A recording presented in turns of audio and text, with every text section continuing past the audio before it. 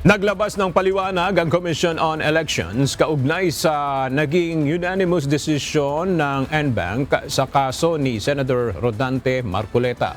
Ayon kay COMELEC Chairman George Garcia na nag-inhibit sa naturang botohan, nagsagawa ng motu proprio na investigasyon ang komisyon matapos kumalat sa social media ang mga ulat na hindi tumutugma ang Statement of Contributions and Expenditures o SOSE ng senador sa kanyang Statement of Assets, Liabilities and Net Worth o SALN.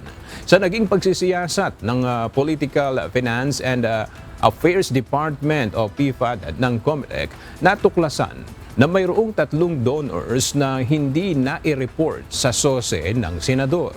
Sa ilalim ng Section 109 ng Omnibus Election Code, ang hindi tamang pag-uulat sa SOSE ay itinuturing na kasong kriminal na may parusang pagkakakulong mula 1 hanggang 6 na taon.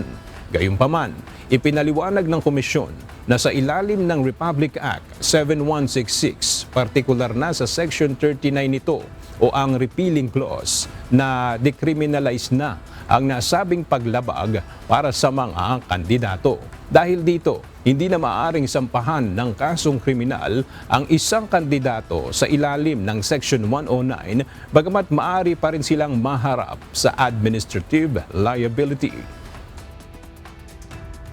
Ang iba po kasi, nagko-comment sa social media, inutil si COMELEC, pinaboran si ganito. Kung iba pong kandidato yan, ganun din po magiging interpretasyon namin. Sapagkat yun po ang batas. Anong solusyon? Baguhin ang batas. Ngayon po, si Congressman ay nag-file. Si Congressman Brian Po ay nag-file ng panukalang batas several months ago upang ibalik ang dating sitwasyon. Sa ngayon ay inaantabayanan pa ang reaksyon ni Senator Marcoleta hinggil sa bagay na ito.